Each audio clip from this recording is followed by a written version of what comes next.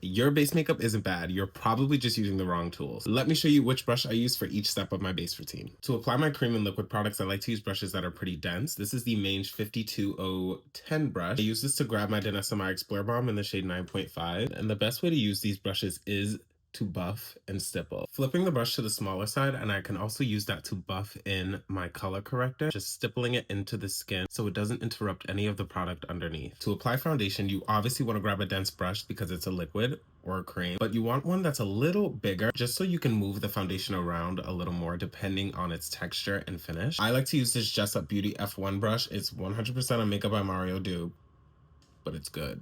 Okay, I'm going in with the House Labs foundation in the shade 500, applying it first with my finger just to get an even application. Same motion, I just start stippling that into the skin for a more full coverage look. If you feel like you went in with too much foundation, it's okay. Just go ahead and grab a damp beauty sponge and just lightly bounce it all over the face. Look how much excess product that picked up. Girl, telling you. I'm using the same Jessup Beauty brush, just flipping it over to the smaller, more angled side. I love how angled this is because it really allows you to get right there on or under the cheekbone. Look at that.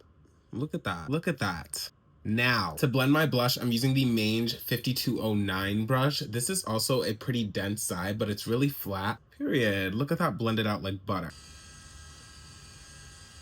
So to blend in my concealer, I grab a dense small paw brush, also from Jessup Beauty. This is their F03 brush. Tapping that in, starting at the edge, and you can kind of like go in circles to kind of spread it out evenly. I love a full coverage under eye, so I'm going in with a powder puff, but you can use a brush, something that's very flimsy, made for powder, made with real hairs probably. If you can dig into the brush, it's probably for powder. And look how blurred and beautiful that looks. For my blush application, I like to use this brush. This is the Jessup F02 brush. This side here is very sparse. Obviously, it's made for powder, but it's also very detailed. So I can really get the blush exactly where I want to place it. Applying the color first, very light-handed. I'm swirling it around and going upwards into the under eye for that Painted by Esther effect.